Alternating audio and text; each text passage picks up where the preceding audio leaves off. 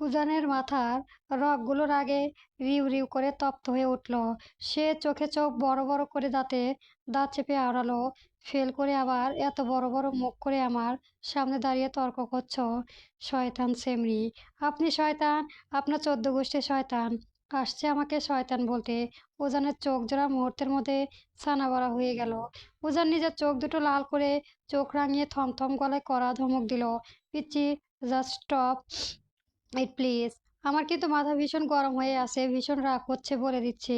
মৌ একটুও পিছালো না, বরং এক পা এগিয়ে নিজের কোমরে দুহাত গুজে উজানের চোখের দিকে চোখ রেখে দ্বিগুণ তেজ নিয়ে চেঁচিয়ে উঠল, রাগ হচ্ছে বলেই হলো নাকি? আমি এমন কি মহাভারত অশুদ্ধ করেছে যে আপনি আমার সাথে এমন বিহেভ করবেন? মানবেন নাকি আমাকে? মারেন মারেন দেখি।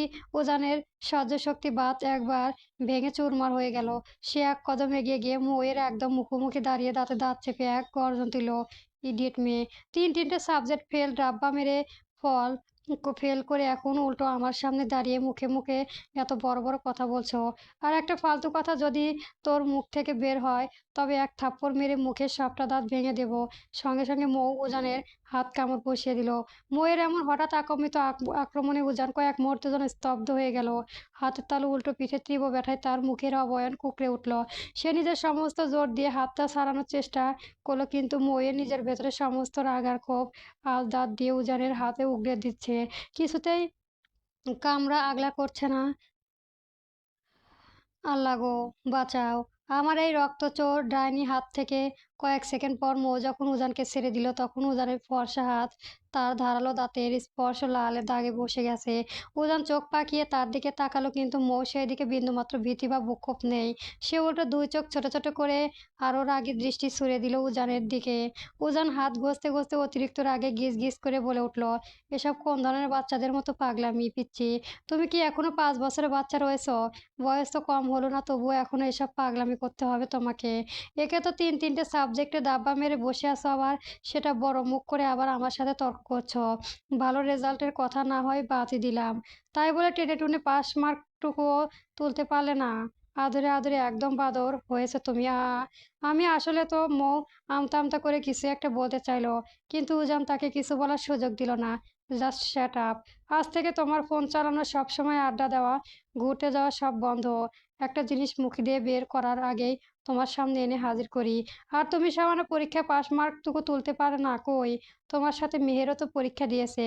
ও যদি এত ভালো মার্কস পেয়ে পাশ করতে পারে, তবে তুমি মিনিমাম টেনে টুনেও কেন পাশ করতে পারলে না? জীবনটা কি শুধুই খেলাধুলা আর ঢং করার জায়গা মনে হয় তোমার? উজানের মুখে এমন ধমক শুনে ময়ের ফর্সা মুখটা মুহূর্তের মধ্যে ফ্যাকাশে হয়ে গেল। সে যে পড়াশোনা খুব একটা পারদর্শী নয় তা উজান প্রথম থেকে খুব ভালো করে জানে। তবে রেজাল্ট খারাপ হয়েছে বলে এভাবে মেয়ের সাথে তুলনা করে হাস্যার করবে তা মৌ স্বপ্নেও ভাবেনি। সবার পরীক্ষা দিলেও সবাইকে প্রথম হতে হবে, তা এক চান্স পাস করতে হবে এমন তো কোনো কথা নেই। তাছাড়াও এই তো কোনো ফাইনাল পরীক্ষা ছিল না, স্পে একটা সেমিস্টার এক্সাম। এমনিতেও সে উজানের খুব সামান্য বকাতেও মনে বড্ড আঘাত পায়, আর সেখানে আজ হাজারটা প্রমাণের সামনে দাঁড়িয়ে সবার সাথে তুলনা করে এভাবে অপদস্থ করা তার বুকের ভেতরটায় যেন দু টুকরো হয়ে গেল। চোখে কোণে জ্বলে চোখ এলেও সে নিজেকে শক্ত রাখার আপ্রাণ চেষ্টা করলো। তোতলাতে তোতলাতে কাঁপা কণ্ঠে শুধালো, আপনি এমন করছেন কেন প্রফেসর সাহেব? ইডিয়েট একটা! ফেল করে আবার জিজ্ঞেস করেছে আমি এমন করছি কেন? ফাজলামো করেছো তুমি আমার সাথে? কিছু বলছি না বলেই দিন দিন বেশি মাথায় চড়েছো। দুর্বল থাকবোই না আমি এখানে। কথাটা বলেই উজান রাগে চক্ষু নিয়ে গটগট করে রুম থেকে বেরিয়ে গেল। মৌ কেবল শূন্য ফ্যাকাশে চোখের দিকে তার চলে যাওয়ার পথের দিকে তাকিয়ে রইল। চোখের কোণে বেয়ে এক ফোঁটা তপ্ত জল গাল বেয়ে গড়িয়ে পড়ল নিচে। সামান্য একটা রেজাল্ট খারাপ হওয়ার জন্য মানুষটা তাকে এতটা পর করে দিল। উজান সোজা নিচে নেমে নিজের বাইকটা স্টার্ট দিল। মনের ভেতর জমা সমস্ত রাগ, ক্ষোভ আর বিরক্তি যেন বাইকের এক্সাইটেড গিয়ে আসতে পড়লো।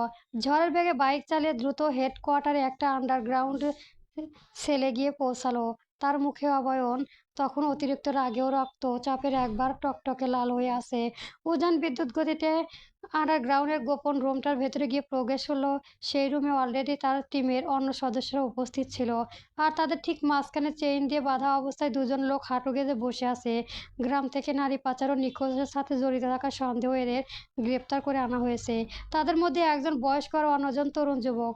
উজানকে প্রবেশ করতে দেখে তন্ময় তাড়াহুড়ি করে এগিয়ে এলো। হতাশ কণ্ঠে নিচু স্বরে বলল, কোনো লাভ হচ্ছে না দোস্ত, কোনোভাবেই মুখ খুলছে না ওরা। শত আঘাত চেষ্টা পরেও স্বীকার করছে না এদের মূল লিডারকে। উজান আর এক সেকেন্ডের জন্য কোনো কথা বলো না। তবে ভেতরে জমা থাকা মইয়ের ওপর রাগ আরও এই ক্রিমিনালদের ওপরে আক্রোশে একসাথে বিস্ফোরিত হলো। সে তড়িৎ গতিতে পাশের দেওয়ালের সাথে রাখা একটা ভারী শক্ত লোহা বড় নিজের হাতে তুলে নিল। এক মুহূর্তের সময় না নিয়ে উজানের অন্ধ মতো রাডার দিয়ে হাঁটু গেজে বসে থাকা যুবকটির পিঠে আর পায়ে সজোরে আঘাত করতে শুরু করলো। লোহার রাউডের প্রতিটি সজোরে আঘাতে ছেলেটি হাড়গোড় ভেঙে যাওয়ার বিভৎস শব্দ হতে লাগলো। রুমের ভেতরে তাজা রক্তের গন্ধ ছড়িয়ে পড়লো। ছেলেটির জামাকাপড় ছিঁড়ে ফিকনি দিয়ে রক্ত বের হতে দেখেও উজানের চোখ মুখ বিন্দু মাত্র দয়া ফুটলো না। হুট করে উজানের রাউডার পাশে ছুঁড়ে ফেলে দিয়ে এক ঝটকায় ছেলেটির রক্তে ভেজা কলার আর চুলে মুঠো করে ধরে নিজের একদম মুখোমুখি নিয়ে এলো। তার হুংকারে পুরো রুম কেঁপে উঠল। তোদের আসল লিডারকে কোথায় নিয়ে রাখা হয় গ্রাম থেকে নিখোঁজ হওয়া নিষ্পাপ মেয়েদের? কিন্তু ছেলেটির মুখ থেকে তখনও কোনো রেসপন্স এলো না। তার এই নীরবতা দেখে উজান আরও কয়েক গুণ বেশি রাগান্বিত হয়ে উঠল। সে পাশে তন্ময়ের দিকে তীক্ষ্ণ দৃষ্টিতে তাকিয়ে আবারও ছেলেটির চিবুক চেপে ধরে গর্জে উঠল, কি হলো, কথা বলছিস না কেন? সাপের পাঁচ পা দেখেছিস? ছেলেটির ব্যথায় গোংড়াতে গোংড়াতে ভাঙা গলায় উত্তর দিল, আপনার যা ইচ্ছে করেন আমাদের সাথে স্যার, তবুও আমরা কিচ্ছু বলবো না। মরণের ভয়ও নেই তোদের। উজানের চোখ দুটো থমথমে হয়ে গেল। পাশে বয়স্ক লোকটি ভয়ের কারণে বারবার শুকনো ঢোক গিলছিল। একজন বয়স্ক মানুষের গায়ে হাত তুলে উজানের নীতিতে বাজছিল। তাই সে এতক্ষণ ধরে পুরো রাগটা এই যুবকের ওপর উগরে দিচ্ছিল। কিন্তু এই ছেলেও যখন মুখ খুলতে নারাজ, তখন উজানের ভেতরে পোষাচিত্র রূপসা জেগে উঠতে বাধ্য। ঠিক তখনই ছেলেটি বলল, ভয় করে আর কি হবে স্যার, আপনাদের সত্য কথা বললেও আমাদের উপরে লিডারের লোকগুলো মেরে ফেলবে, আর না বলেও আপনারা ছাড়বে না। আমাদের কপালে মরণের লেখা আছে। তুই কেবল মুখ খোল, তোদের ফুল প্রোটেকশন আর সেফটির সিআইডি দেব। হাজারটা মেয়ের জীবন নরকে মুখে ঠেলে দিয়েছিস তোরা, তবুও তোদের ভেতরে বিন্দুমাত্র অনুশোচনা হচ্ছে না। তোরা যে মেয়েগুলোকে বিক্রি করে দিয়েছিস, তারাও তো কারো না কারো বোন, কারো না কারো মেয়ে। সামান্য একটু কিছু টাকার লোভে তোরা এতটা নিচে নামতে পারলি স্যার। এসব নৈতিক কথা বলে আমাদের কোনো লাভ হবে না। আপনারা যা ইচ্ছে তাই করুন, আমরা কিচ্ছু বলবো না। ছেলেটি উত্তরে উজান বিন্দুমাত্র সন্তুষ্ট হতে পারল না, বরং তার রাগে রাগে আগুন জ্বলে উঠল। গুলিটা পিস্তল থেকে বের হয়ে থাই চিরে ভেতরে সেরিয়ে গেল। ছেলেটির চিৎকারে আছড়ে পড়ল পুরো রুম জুড়ে। কিন্তু উজান বিন্দুমাত্র বিচলিত হলো না। সে একদম শান্ত চোখে ছেলেটির দিকে তাকিয়ে এক পাকা বিষাক্ত হাসি হাসল। উজান চৌধুরী, ডিকশনারিতে ওয়ার্নিং বলে কোনো ওয়ার্ড নেই। মরতে যখন তোরা প্রস্তুতি আসিস, তবে শাস্তি শান্তিতে নয়, একটু ভয়ঙ্কর ও যন্ত্রণাদায়ক ভাবেই মরে তোদের। তন্ময়, জ্বালান্ত রডটা নিয়ে আয় তো। ছেলেটির গুলিতে আর যন্ত্রণায় তীব্র চিৎকার করতে লাগলো। পা থেকে গল গল করে গরম রক্ত মেঝেতে আছড়ে পড়ছে। ঠিক তখনই টিমের একজন সদস্য রক্তবর্ণের জ্বলন্ত রড নিয়ে তাদের দিকে এগিয়ে এলো। সে সতর্কভাবে রডটি উজানের হাতে তুলে দিল। উজান রডটি হাতে নিয়ে পাশে থাকা সেই ফ্যাকাশে হয়ে যাওয়া বয়স্ক লোকটির দিকে তাকিয়ে এক তাচ্ছিল্য হাসি হাসলো। চাচা যান, মাইন্ড করবেন না, এই ছেলের পর নেক্সট টার্গেট কিন্তু আপনি নিজে। কথাটা বলে উজান যেই না জ্বলন্ত রডটি রক্ত ভেজা ছেলেটির ঘোলা পিঠের মাংসে চেপে ধরতে গেল, অমনি বয়স্ক লোকটি আর স্থির থাকতে পারল না। সে ভয়ে আতঙ্কে চিৎকার করে হাত জোর করে বলে উঠল, কইতাছি কইতাছি বাবা, দাঁড়াও, আমি সব কইতাছি। কার লিগা আমরা এই কাজ করতাম, তাও তুমি দয়া করে এই পুলারাডে আর কষ্ট দিও না, ছাড়াইয়া দাও ওরে। উজানের ঠোঁটের করে মুহূর্তের মধ্যে পরম তৃপ্তি এক ফালি হিংস্র হাসি খেয়ে গেল।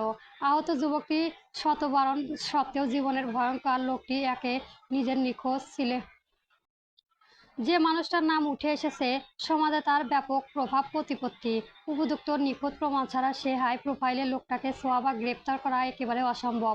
কাজেই আসল সূত্র হতে পেতেই উজান হঠাৎ শান্ত হয়ে গেল।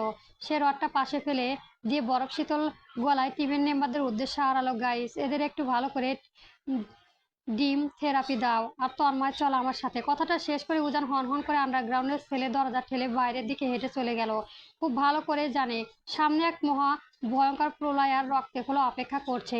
নিজের জীবনের বিনিময়ে হলেও দেশকে বাঁচাতে হবে। সাঁঝের আঁধার নেমে আসার ঠিক পরপরই বাসায় ফিরে উজান। সারাদিন কেসের আনাবানি ক্লান্ত আর আন্ডারগ্রাউন্ডের সেলের সে ভয়ঙ্কর রক্ত খেলার পার করে নিজের রুমে ঢুকে তার চোখ দুটো যেন কাউকে খুঁজতে ব্যস্ত পড়লো। কিন্তু পুরো রুমে মৌ নেই। মুহূর্তের মধ্যে এক অদ্ভুত শূন্যতা উজানের বুকের ভেতরটা কেমন যেন ধরপড় করে উঠলো। আর এক সেকেন্ডও সময় নষ্ট না করে সে ওই ক্লান্ত শরীর নিয়ে ধীরে পায়ে মেহেরের রুমের দিকে এগিয়ে গেল। রুমের দরজায় আলতো খাজে উকি দিতেই এক পরম ভালোবাসার দৃষ্টি তার চোখে পড়লো। মৌ চুপচাপ মেহেরের কোলে মাথা রেখে শুয়ে আছে। দুই কনু মিলে গল্প করছে আর মেহের অতি মমতায় মৌয়ের মাথায় এলোমেলো চুলগুলো বিলি কেটে দিচ্ছে। দৃশ্যটা দেখে উজানের দীর্ঘশ্বাস বেরিয়ে এলো। সকালে নিজের করা আচরণের কারণে মেয়েটা মন এমনিতেই ভেঙে চুরে চুরমার হয়ে আছে, তাই এখন গিয়ে তাকে আর বিরক্ত করার ইচ্ছে হলো না তার। উজান নিঃশব্দে সেখান থেকে পা বাড়িয়ে নিজের রুমে ফিরে এলো।